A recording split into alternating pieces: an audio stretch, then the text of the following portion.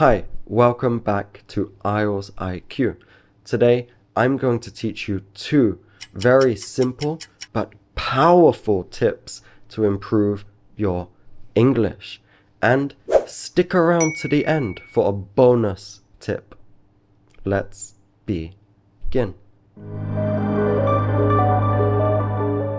So, tip number one, openers or sentence starters. What are they? Well, these are phrases that we put at the beginning of a sentence to help us have a natural flow. Also, we could use them for some time to think. Let's have a look at how we could use some openers, shall we? Here we have a standard, a basic part 1 question. How often do you read for pleasure? I don't read for pleasure very often. I try to do it when I have free time. Maybe once or twice a month I read a book or read some short stories online. I like reading about interesting topics like travel or adventure. It helps me relax. This is a basic answer, and one thing we can do immediately is just add some openers. Well, I don't read for pleasure very often. I try to do it when I have free time. Already, class, you can see that sounds much more natural. Small change with a huge difference. Let's look at that second sentence. Actually, I like reading about interesting topics like travel or adventure. Doesn't that sound great? Let's not stop here. Let's jump to tip number 2. Connectors. We all know the basic connectors, but you need to use them, okay? We need to connect our ideas, our sentences together. Because, as, since. Don't overuse because. But, however, also. Pretty easy, right? Which is and who is. How about we take some connectors and add these to our answer? Let's get rid of that and let's rewrite it. You can see we have our openers and we have some connectors to join our sentences. Well, I don't read for pleasure very often, but I try to do it when I have free time. Maybe once or twice a month I pick up a book or read some short stories online. Actually, I like reading about interesting topics like travel or adventure as it helps me relax.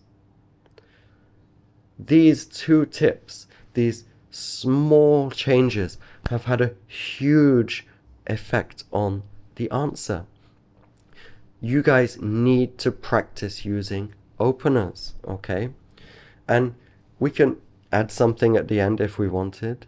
But sometimes I'm too busy with school, so I can't do it as much as I'd like. Have a look at what I just did. I started a sentence with but, and in speaking, that's okay.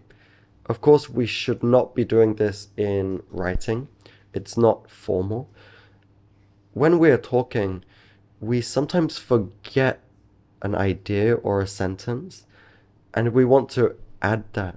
And we might use a word like and or but, a connector, to start that sentence. It's perfectly normal. And if you do this, don't worry about, oh, I'm going to lose a mark for starting a sentence with and or but. Relax. It's accepted in speaking. Okay, the 3 steps to learning something. Once we learn it, we need to use it. After that, you guys have to go and repeat it, okay? you can't learn something if you're not using it and repeating it.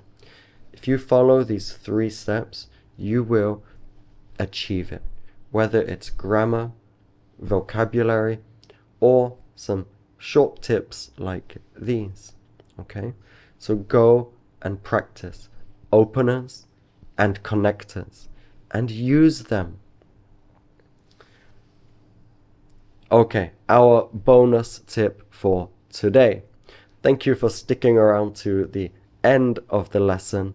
The tip: phrasal verbs. If you're watching this, the chances are you know what phrasal verbs are.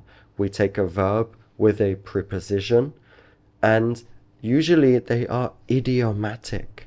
Not always, but let's look at the 2 phrasal verbs I used today. At the beginning, I asked you to stick around until the end. Also, in our text, I changed a phrase to pick up.